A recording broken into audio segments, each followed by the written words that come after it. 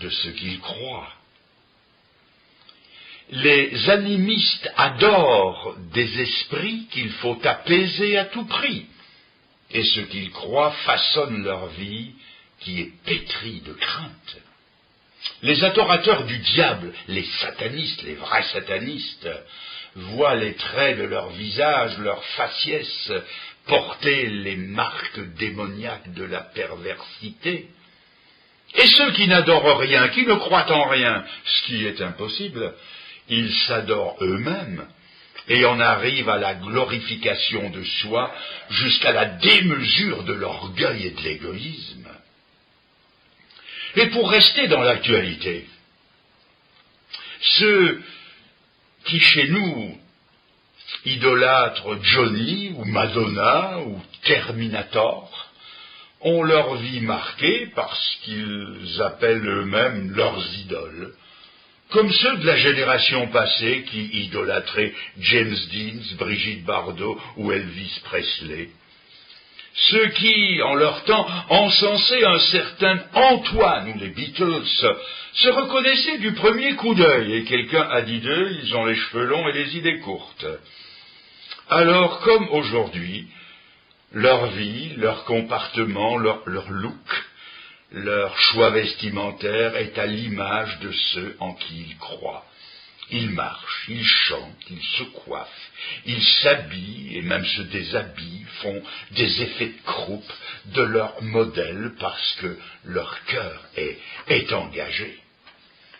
Voyons maintenant ce qui se passe quand du cœur, dans le cœur, on croit en Jésus-Christ. La Bible nous donne au moins, beaucoup plus que ça, mais au moins 3 révélations du Seigneur.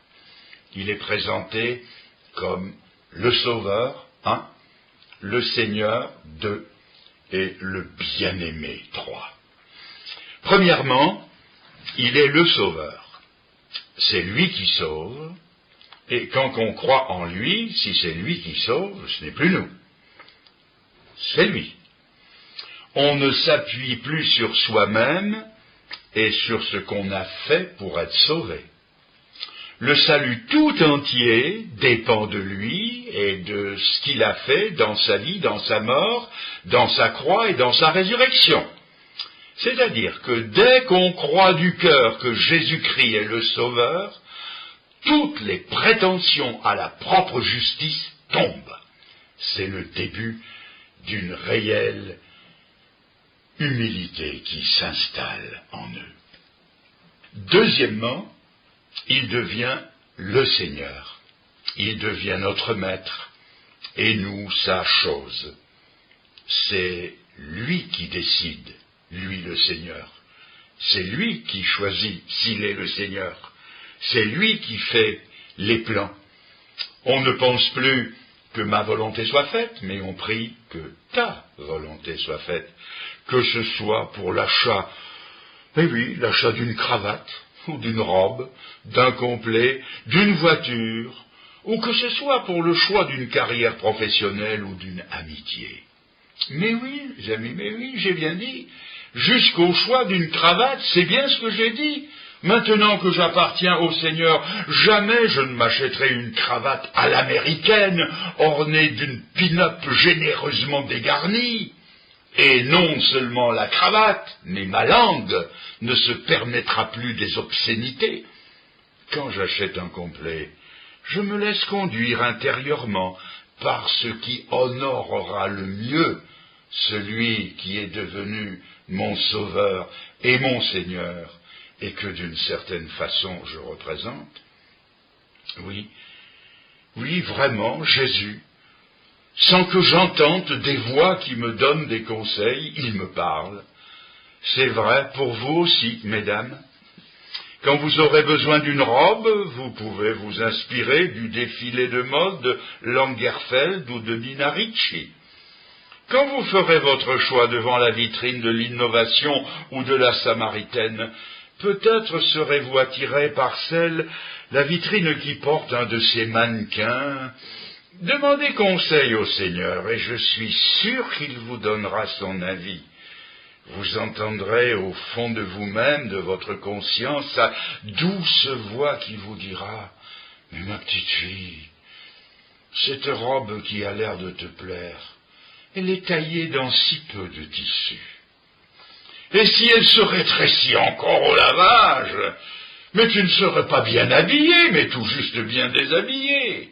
Voyons, regarde dans la vitrine à côté, regarde de l'autre côté, regarde sa classe et sa décence, c'est celle-là qui t'ira le mieux. » Voyez-vous, le Seigneur a créé la femme, et il sait mieux que quiconque ce qui ne fera pas d'elle un objet de convoitise.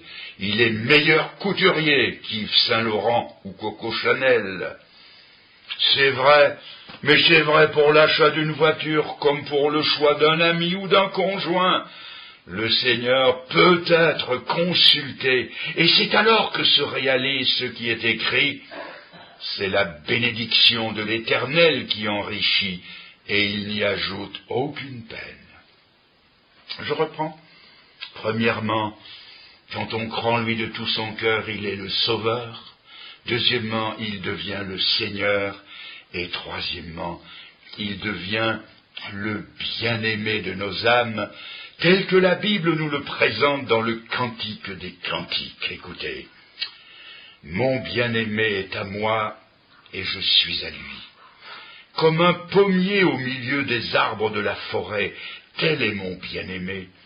J'ai désiré m'asseoir à son ombre, et son fruit est doux à mon palais. La bannière qu'il déploie sur moi, c'est l'amour. Soutenez-moi, car je suis malade d'amour. C'est lui qui aura la première place dans toutes nos affections. Plus personne ne viendra alors y supplanter la place qu'il doit occuper, comme c'est écrit dans l'Épître aux Colossiens, chapitre 1, verset 18, afin d'être en tout le premier. Je peux vous assurer que lorsque de tout son cœur on croit en Christ comme Sauveur, Seigneur et bien-aimé, la vie change et se façonne à la ressemblance de Jésus-Christ. Mais je crois qu'en notre siècle, la question qu'il faut poser n'est plus tellement « Qui dites-vous que je suis ?» Tous ceux qui m'écoutent ce soir, ou qui écouteront l'enregistrement de ce message, mais tous savent que le Seigneur est le Sauveur et le Fils de Dieu. Si Jésus-Christ était ici à ma place sur cette estrade et devant ce micro, je crois qu'il poserait sa question un peu différemment. Il dirait « Vous dites que je suis le Christ, vous dites que je suis le Sauveur, vous dites que je suis le Fils de Dieu, mais comment le dites-vous? De la tête ou du cœur? » La Bible dit dans l'Épître aux Romains, chapitre 10 et verset 9, « Si tu crois dans... » Oui, si tu crois dans... mais dans ton cœur, et que tu le témoignes de ta bouche, tu seras sauvé. Tous, vous croyez au moins de la tête. Ce que Dieu veut pour que vous soyez sauvés, c'est que cette croyance descende 35 centimètres plus bas, c'est-à-dire dans le cœur. Et cela peut se passer ce soir. Vous pouvez rentrer chez vous en route pour le ciel et avec la paix du ciel dans votre cœur.